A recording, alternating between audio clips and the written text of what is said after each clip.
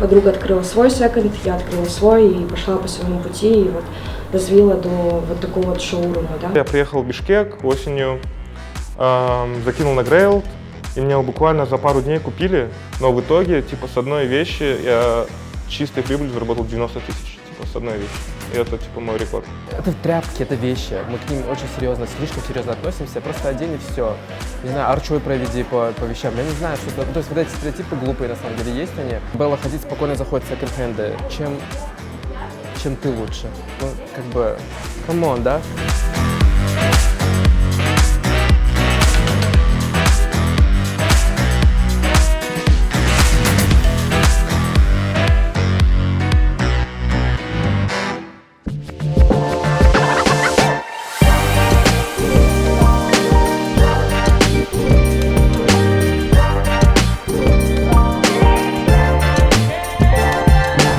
Изначально мне хотелось, чтобы это место было не просто таким там, магазином, да, условно, там, вещей, всего такого. Мне хотелось также затронуть искусство, культуру.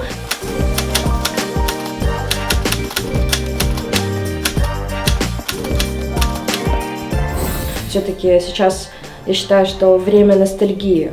А ностальгия вот, и связана сейчас вот именно с секондс. Почему любят секонд-хенды? Потому что это тоже такая своего рода ностальгия по тому времени, где ты никогда не жил. Потому что сейчас в такое довольно тревожное время хочется вернуться в какое-то более безопасное и довольно эстетичное время, в котором бы тебе казалось лучше. Вот. Я бы хотела показать, я считаю, это супер находка.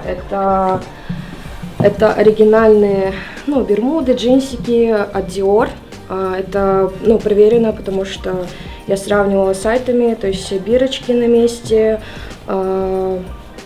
даже вот стразики, и вот это штанишки, они 90-х, и на сайте они стоят $350, и, ну, до 500, да, в зависимости от состояния. Вот. И, ну, я считаю, что это уникально, потому что я их буквально случайно нашла. И я сразу поняла, что это не может быть репликой никак просто. Очень у многих людей есть такое скептическое отношение к секонд-хендам, потому что, ну как это так, носить чужие вещи, донашивать, да, зачем, можно же ведь купить новое. Но тут тоже, видите, понятие соотношения и качества. Подростки хотят выделяться, а секонд-хенд позволяет им развивать свою индивидуальность и свою, так скажем, ну, проявлять себя, да, внешне, потому что все-таки внутренний мир, он всегда отражается на внешнем. И мне кажется, все-таки больше люди и ребята идут за уникальностью, идут за брендами и идут за классными ценами. И эта мебель собиралась на протяжении 7-8 месяцев, то есть вот по отдельности, вот, и так как-то так получилось, что все это собралось в единое место, и все довольно, я считаю, органично смотрится. Вот, шердак тоже, получается, вот этот, который висит, это шердак моей бабушки. Вот, и довольно редкий шердак. Вообще, что такое ля киоск? И ля киоск, я считаю, что это как, ну, это краски, которые дают, так скажем, людям возможность проявить себя, и очень приятное ощущение, когда ты встречаешь на каких-то вечеринках, там, в баре или еще где-нибудь людей в одежде, которую ты сам искал среди вот этого стока сена, вот так искал, и душа радуется, что вот люди носят, и потому что ля киоск это не только одежда, ля киоск это еще и люди. Я приехал в Бишкек осенью, закинул на Grailed, и мне буквально за пару дней купили, но в итоге, типа, с одной вещи я чистой прибыль заработал 90 тысяч, типа, с одной вещи. И это, типа, мой рекорд.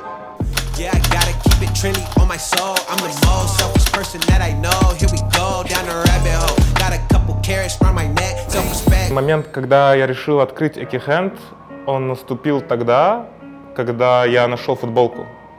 Называется она Pink Floyd.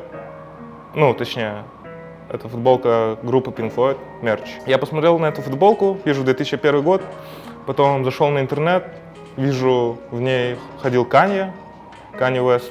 Получается, футболка стоила $200 на тот момент. Продал я ее за $98. Чистой прибыли где-то $80, наверное, у меня было в кармане. А, типа, когда ты на первом курсе, это, ну, нормально.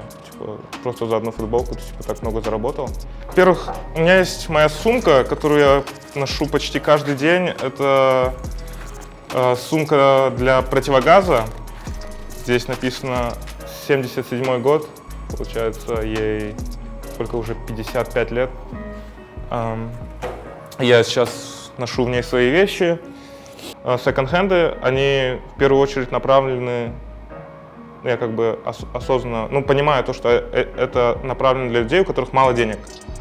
И с одной стороны есть такой морально-этический вопрос, то, что я вот покупаю вещи, которые направлены для малоимущих, типа, у которых не так много денег, чтобы закупаться в секонд-хенде, и перепродаю их за 3 дорого, 4 дорого, ну и типа, очень дорого могу перепродать, как бы наживаясь на этом. Это такой моральный вопрос, который меня тоже иногда мучает. Когда ты продаешь вещь, тебе на почту приходит типа письмо, типа поздравляю, ваша вещь была продана, и там пишут, кому надо отправить, за сколько это ты продал. Мы с родителями поехали в Каракол, и пока они гуляли, я решил зайти в секонд-хенд. Вижу огромный секонд-хенд, смотрю, у них лежат берцы. Вижу на одной, типа, подошва Vibram. Vibram — это итальянская компания по производству подошва, типа, одна из лучших в мире. Я приехал домой обратно, потом начал рассматривать эту обувь и вижу на язычке, который сзади, когда обувь надеваешь, там написано Dior. И мне буквально за пару дней купили. Я отправил эти ботинки при помощи DHL в Берлин, отдал за это 12 тысяч, плюс где-то 15% у меня ушла как комиссия, но в итоге, типа, с одной вещи я чистой прибылью заработал 90 тысяч, типа, с одной вещи. И это, типа, мой рекорд. Когда заходишь в секонды, одежда она максимально невзрачная, то есть вещи на тебе не кричат, то есть их нужно смотреть, рассматривать, вытаскивать, на себе примерять, потому что чаще всего секонды сами по себе выглядят очень грустно.